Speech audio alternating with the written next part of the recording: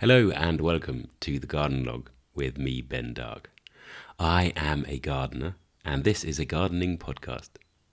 I'm talking to you today from a very bright early morning in Copenhagen. It's a blue skies, yellow sun, black coffee sort of time, and hopefully I will be able to capture some of that in this recording. I haven't been here very much recently. I've been away for the last few weeks. Firstly in London, doing things for the book, The Grove, and secondly in Italy, doing sing-songs, doing happy birthdays for family members, and dining well, and looking at the various little flowers growing on the verges there.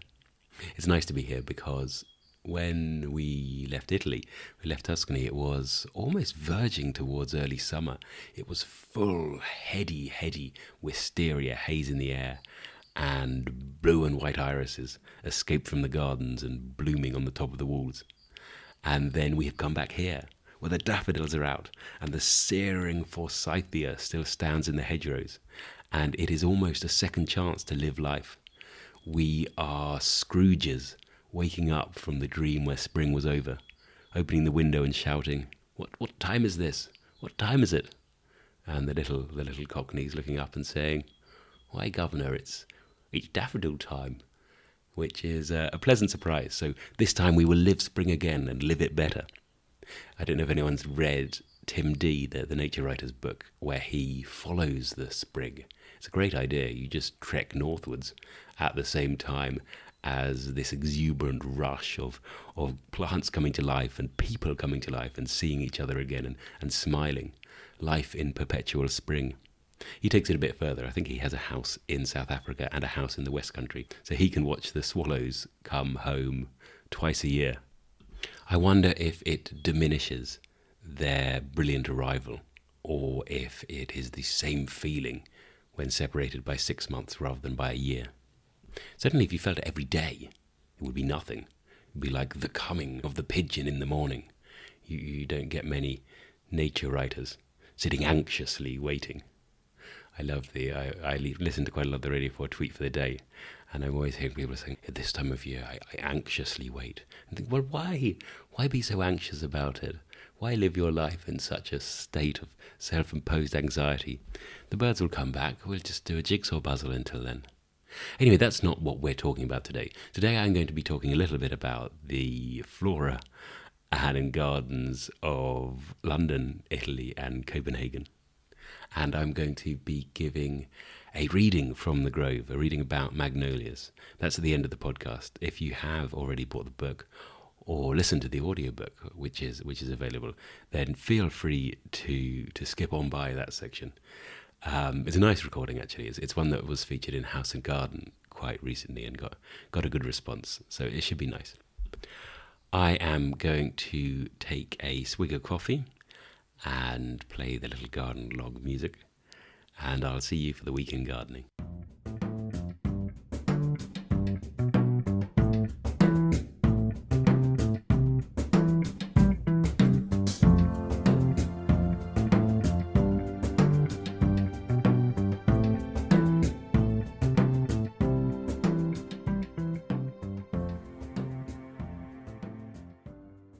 Welcome to the week in gardening. Here we stretch the concept of week. I'm not really going to talk about the last week because it's all been so confused, so blurred and spent between countries. I'm just going to talk about a few of the things that impressed themselves upon me, the things that I could remember about the last couple of weeks and the plants and places I saw. London was blowy when I was there. Very blowy and quite exciting, an unpredicted blow, an unnamed blow, which took the city by surprise and knocked over a few trees when no one thought they would. I went past a felled Pyrus chanticleer down in Herne Hill, which had tumbled over at sort of 10:30 in the morning on a fairly normal sort of day. And by about 2 o'clock, I was walking the same streets. The wind had died down, but it had left that fantastic spring confetti where all of the hedgerows had been robbed of their remaining decaying leaves, the things that were going to nourish them and improve their soil a bit. They had been yoinked back out onto the pavements, along with the crisp packets and other things that lurked there, and mixed up with a new deposit of cherry blossom, all white, like a Monday after a wedding, and mixed in with that all the flowers of the maples, those almost limey green, those euphorbia glowing green petals. It's a wonderful tapestry to see on the streets, and it makes you realise why trees go so all out producing flowers. They have them high up in the air there, and they can get ripped off fairly easily.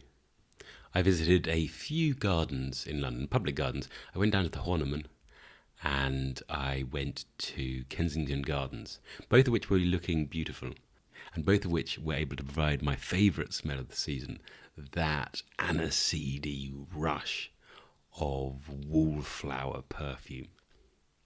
I think if anyone is newly recovering their sense of smell after their latest bout of COVID, then one of the first places to go and test it out should be in the wallflower beds of an old-fashioned garden. It's sweet and spiced and fennelly and licorice-like. I always think it smells slightly burnt as well, slightly like someone's chucked a glass of ouzo on the fire to see if it'll flare up. That's the effect it gives me. And I think it's stronger in the Horniman, and I don't know if this is psychosomatic, but where you have stone around, I always feel that wallflower is best in the corner between York stone and brick wall, and they plant it very well around the sunken pond there, and you get the intense hit of fragrance coming up from it. It's enough on its own to argue for the preservation of some formal bedding schemes, just for the smell. It obviously looks nice as well, but it's spring, and what doesn't look nice at the moment? Kensington Gardens was great because they were doing a lot of lawn stuff. Their lawns were looking very good, actually, and they were beautifully scattered with petals. All of these petals of camellia and magnolia in red and white over lawn in dappled shade. Lots of images that felt somehow very allegorical, though quite what they were trying to tell me, I think, eluded me.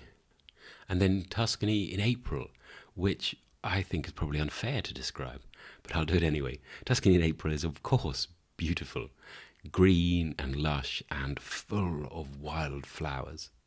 The escaped irises are creeping down the walls. There are that strange hairy muscari growing everywhere, and shining bright buttercups growing of almost the fake red of the common field poppy. A red that can't be captured, a red that a company like Coca-Cola would kill for, would send spies to murder for, but they can't quite capture for any product. You can only see it there glinting and glimmering for a couple of days in the sunshine. There were also lots of that wonderful Urospermum daffodil. Sorry, it's not a daffodil. Urospermum dandelion. Urospermum del Champii, which you'll probably know, but maybe not the name for. It's that pale barley water yellow dandelion, fairly large and instantly bicycle stopping. I went on a few mountain bike rides, which involved screeching to a halt to look at these various plants. And I saw that one growing really effectively in the grass slopes around the Neptune fountain in the Boboli Gardens in Florence. And it was growing with that little weedy salvia. Is it salvia verbenum? Anyway, you know the one. It's a scrubby-ish, a little purple thing. And the two of them together were like a little miniature preview of a great, grand English long border in late June, when you're going to have the Cephalaria gigantea in the exact same yellow as that Urospermum, and that will be out above the loose strife and the tallest of the Nepetas, the six-hill giants and things.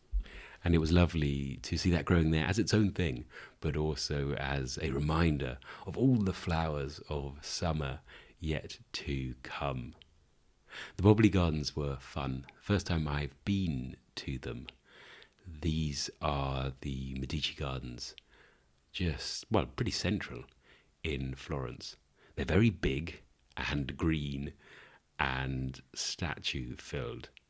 They do feel quite a lot more sort of grand duchy than classic Florentian Republic. They're definitely more sort of Cosimo the First than Cosimo il Vecchio. They're not of the Donatello Uccello school of Florentine art. They're not even of the Michelangelo. They're bigger and more bombastic than that. You can see that they are the gardens of someone who's going to say, "Well, actually, look at me here now. I'm a European leader, worthy of note." But for all of that, they felt nicely sort of courtly. Courtly not as in the chivalric medieval courtly, but courtly as in the gossip and the intrigue and the room full of hangers-on and performing dwarfs and stuff that you get with a decadent dynasty sort of sliding towards tyranny. It felt very much like a garden that you would walk through and hear giggling behind a wall and not know if it were courtesans at play or the newest plot against you. I was there at midday and it was very, very full of me and all the other tourists. No doubt all of us thinking the same thing, i.e. I wish all these tourists weren't here and I could have this place to myself as I deserve. It felt like a garden that should have been experienced at nightfall with just a very close co-conspirator at your elbow and the sound of strings coming from somewhere distant. I very much liked some of the tree planting they were doing. They were replanting some of the shaded avenues where the boughs of ancient holm oaks reach out to create a tunnelled walkway. And they were growing young trees very straight up from each side of the path and tying them together at the rooftop. And I assume they will be heavily pruned over the next 100 years to create a replacement for all those that have gone. There's quite a lot of fairly hacked about holm oak in the gardens, particularly at the top of the slopes, in the semi-wildernessy areas. I was trying to work out if once they had been planted as little sort of bosquets, little formal woodlands like you'd see in a French garden in a row, or whether they had been planted more randomly as a wilderness like you'd see in a later English landscape garden. But it's hard to tell because so many have been lost and so many have just gone magnificently out of control, warped. I don't think the holm oak takes to pollarding and pruning as well as a lime tree or a hornbeam might. They have that oak-like capacity to take a wound, to rot out the heartwood and remain standing on their outer living layers of wood. And this leads to grotesque shapes, leads to trunks that start slender and then bobble out in this sort of elephantine mass of wood and confusion and holes, and then grow up again and start going sideways.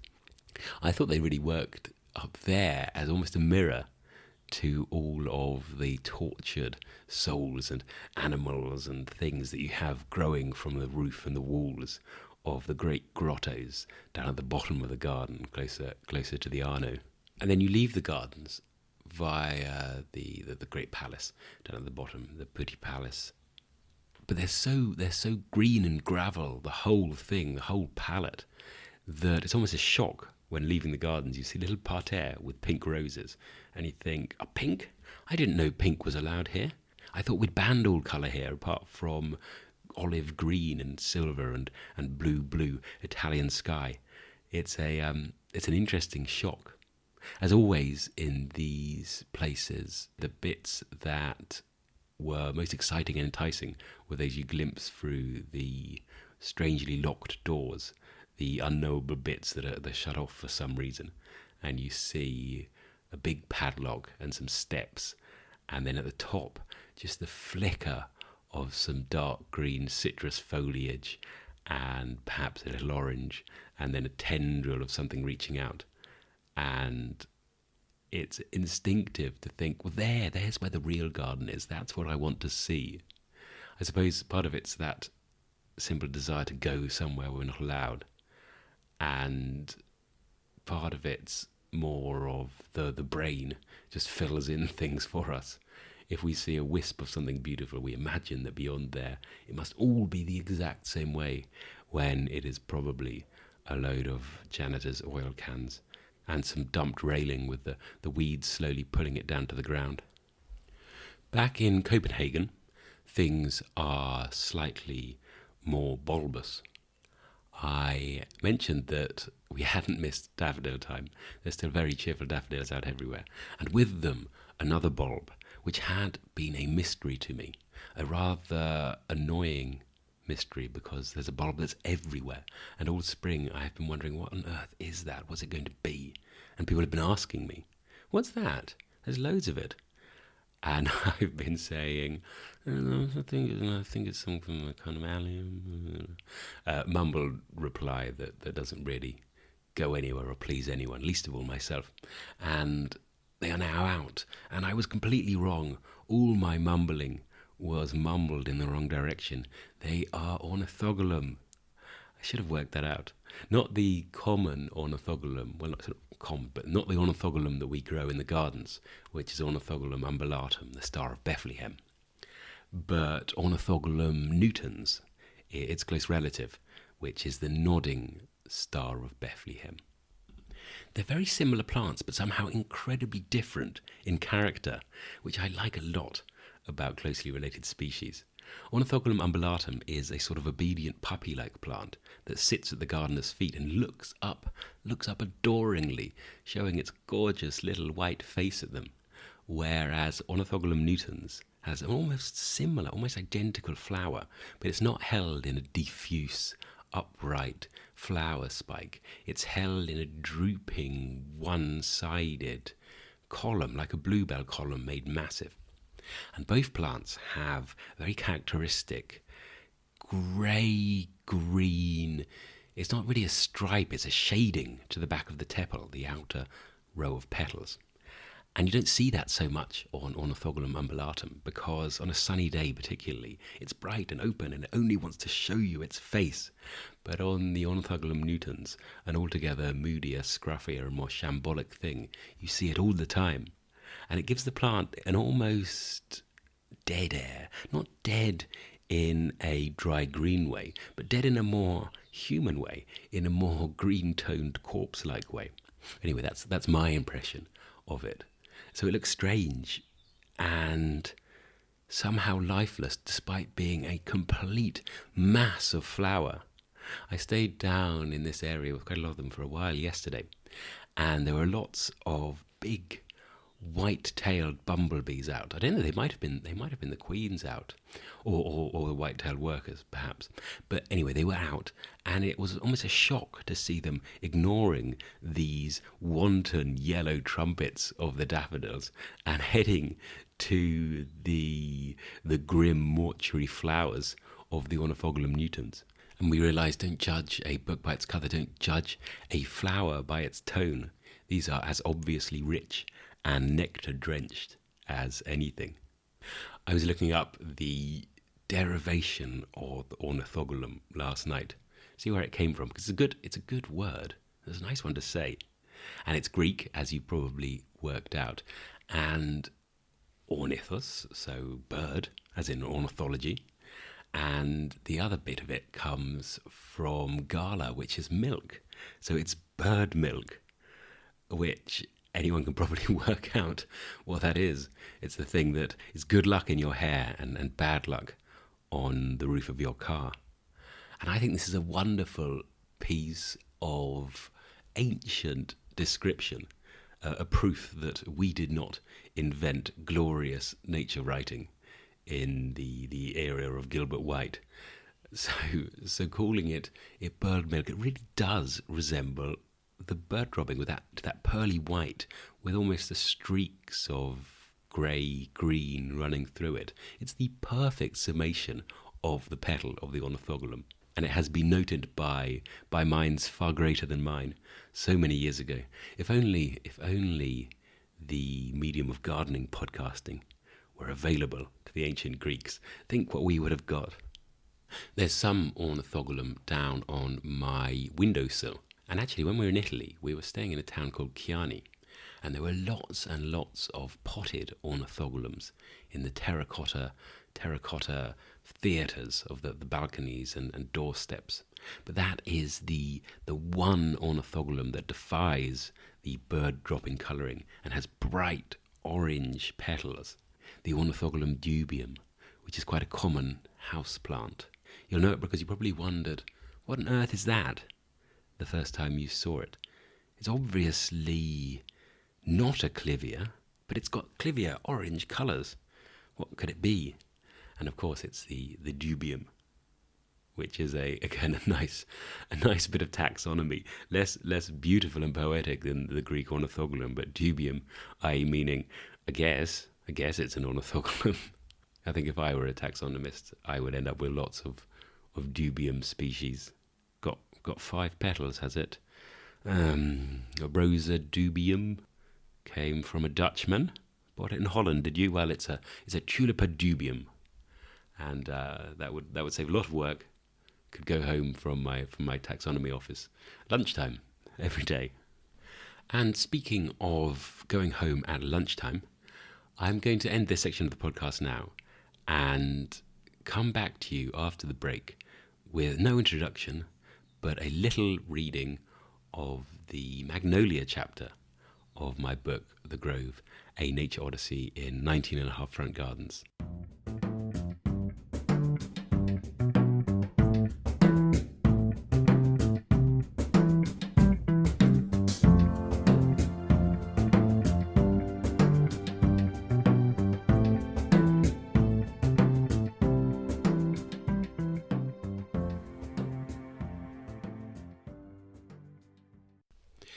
Edith Wharton was not drawn to the poor and the ordinary.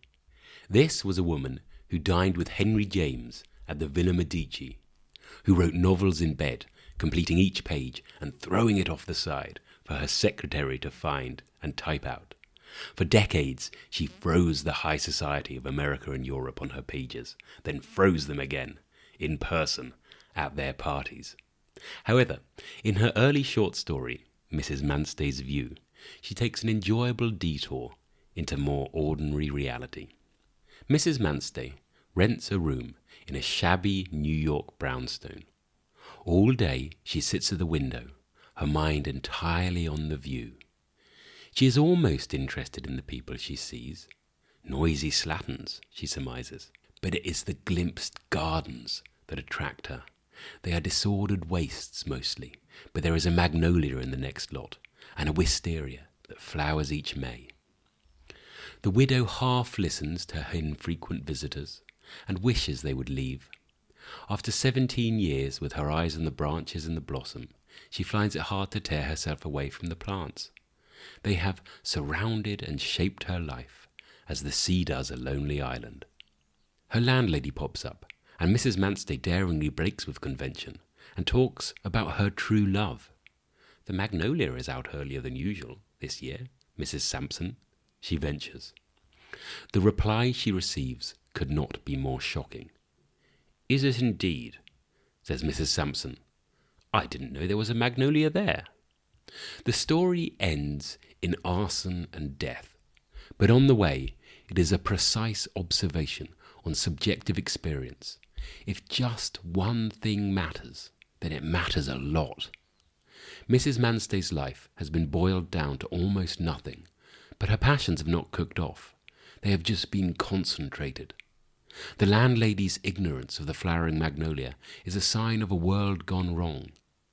Mrs. Manstey must sharpen her metaphorical sword and be prepared to fight for what she loves, and fight alone. It's a good story, but I wish Wharton hadn't chosen magnolia as the plant of revelation. It's unrealistic and breaks the illusion. If a magnolia is in flower, then everyone knows it's in flower. Magnolias are thermogenic, and their blooms produce real cellular heat. This is thought to be a reward for pollinating beetles and an encouragement for them to linger. Our traditional garden magnolias, the ones foregrounding those Cookham paintings by Stanley Spencer, come from the forests of East Asia, where spring can be cold and long. What a boon the candle of warmth must be for Zhejiang province sap beetles, newly emerged in March with snow still on the hills. Mrs. Manstey herself could not appreciate the petals more. A secondary effect of magnolia's metabolic warming is an amplification of the tree's scent, a sweet, lemony tang, dominated by linalool, the terpene alcohol found in tangerine peel and lavender flowers. The temperature peaks when the flower is in its female phase. It then dips and spikes again when the bloom enters its subsequent male stage. Female then male maturation lessens the chance of self-pollination. The stigma are receptive before the petals have even opened. They are waiting for pollen-strewn beetles to force their way into the bud after feeding in another tree. By the time the flower is fully open and producing male gametophytes, its own ovaries have become inaccessible. Beetles remain in the cooling bloom, consuming the calorie-rich pollen, and then follow the lavender and tangerine smells to the next warm female-phased tree. It is an elegant and simple solution, befitting of Magnolia's status as the premier primitive plant. Perhaps this pre-flowering fertility is why magnolias are unusually attractive in the week before they open. At number 4 Grove Park, there are 2 spreading trees, both hybrid Solangia cultivars. From St. David's Day, on the 1st of March, cream and magenta candles stood on their bare wood like chicory hearts, each aligned to the sky, no matter the angle of the branch below. They stopped people on the pavement and made them point. Many buds are beautiful. There is a clematis growing behind the bike stands on Warwick Square that stuns me every spring. It looks as if a champagne meteor has fizzed along the railings, leaving sprigs of bright, rosé-tinged bubbles in its wake. But the elation it provokes is anticipatory. It comes with knowing the ironwork will soon be buried in cruciform flowers. A budding magnolia does not need the promise of a finale. It is perfect in that moment alone. The clematis is dawn on a wedding day, made beautiful by what is to come. The magnolia is sunrise itself, and all because it favours beetles over bees. Had the magnolia evolved in a time of bees, it might have shaped itself to make better use of them. It would not have such robust and architectural flowers. Bees are remarkable pollinators, and there is no need to trap them in a thick-walled floral cavern to ensure the job gets done. They are the posited answer to Charles Darwin's famous abominable mystery of why higher plants appear in the fossil record so suddenly at the end of the Cretaceous period and diversify so incredibly quickly. The flying bee, as an unparalleled distributor of DNA, kicked off a bidding war between angiosperms, more petals, more nectar, and more specialized means of its delivery. "Come to me," says one plant, "my tube is long, and my juice is sweet, perfect for that extended tongue you seem to be developing. You'll recognize me by my blue petals. Let's co-evolve." Another hawks good, dense calories at the stem with the red sepals, and promises to bloom in a conveniently simultaneous rush all across the forest and savanna. Honeybees like to feed on one flower at a time. They will sup on heather until the heather is finished, and then move on to gorse. This is why we can produce monofloral honeys, like chestnut and manuka, from bees that have 2 square miles of diverse forage. A bee that will fly over all distractions to spread pollen between members of a single species is a remarkable tool in the survival of the fittest. But it was not available to the magnolias when they developed their beetle-baiting aroma and their waxy petals. They sit within the family Magnoliaceae, in an ancient order that appeared 96 million years ago and has changed little since. Magnolias debuted in the Cenomian age, when Earth's seas were at their highest, and a marine reptile floating above one day to be London could swing its bus-length neck south and swim over the coral reef we call France, passing fern-covered islands that would become the Alps, into the Indian Ocean. The beetles and the magnolias were alone together for a further 30 million years before dinosaurs went extinct and the bees appeared, by which time our planet was well set in its ways. In Grove Park, now dried out and 30 yards above sea level, the magnolia at number 102 comes out first. It faces south on the hot side of the street, with a brick wall at its back and the black road at its feet. Opposite, in the garden of north-facing number 70, an identical plant follows it into flower a few days later. I wonder if beetles pass between them, commuting south from male phase to female, over the parked BMWs and the little white Mazda. It would be a journey unknown in nature before the last 2 centuries.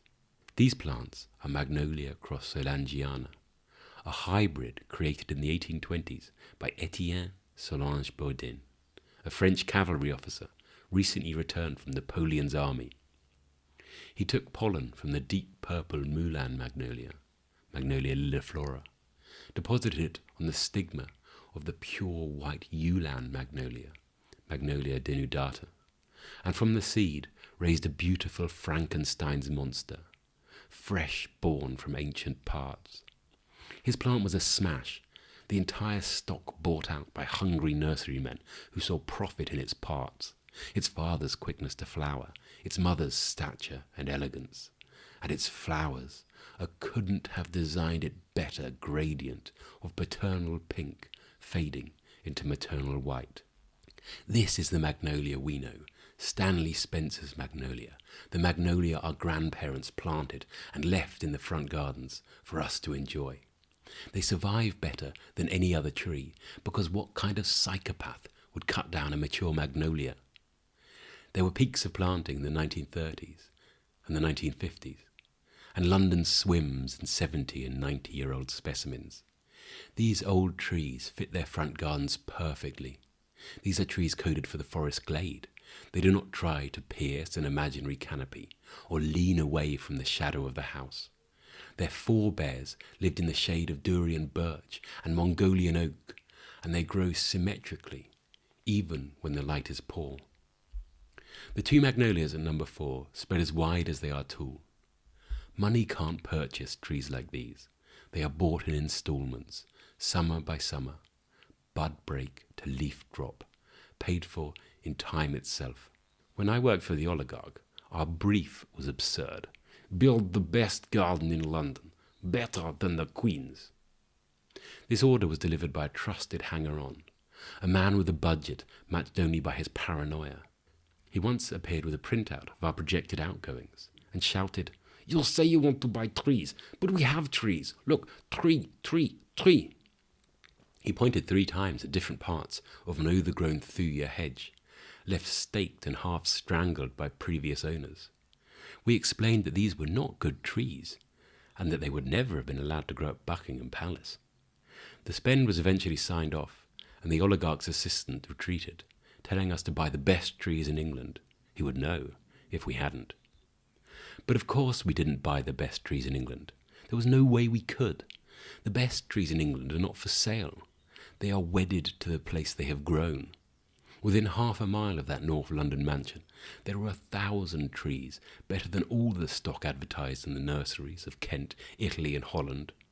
Those fragile, aged things had crowns wider than the slow lane of the M20 from Dover. They wouldn't tessellate, sardine-like, on the back of an articulated lorry, as trussed-up liquid amber slender silhouette would. The hundreds of thousands of pounds spent on plants for the oligarch's garden got him nothing approaching the quality of the trees at number 4. If you want something as magnificent as the Grove Park magnolias, you do what the rest of us do. You plant it and bloody well wait. In a world where private jets were chartered to keep hairdressers in the right city, it was nice to know that even billions cannot buy everything. So there you go, a little extract from The Grove. And there's a lot more about that. About magnolias, actually. That's only part of the Magnolia chapter. There's a bit about George Washington in there as well. But it's all about the plants of one road. And as you see, sometimes they appear as the plants on the road, and sometimes they appear in their cultural and personal histories. It's all very good fun. You can find that book now in the bookshops and on the online bookshops and in audiobook form, wherever you get your audiobooks. And if you have read it, then let me know. Let me know what you think, and let the rest of the world know. Tell them online and in person and in the shops, and write it on the toilet walls. Any way you can, really. It will really help me out, and I want people to experience this book because I'm very, very proud of it. Normal service will resume next week with some tales from this garden and the garden that I am volunteering in. Until then, I hope you have a wonderful time, whether you make it out into the garden, whether you make it into the pages of a book. If you'd like to get in contact with me, you can find me at thegardenlogpodcast@gmail.com, or on Twitter @bensgarden, or on Instagram, where I am Ben_dark_, or there is a Facebook group at The Garden Log Podcast. Looking forward to speaking to you next week. Thank you very much for listening, and goodbye.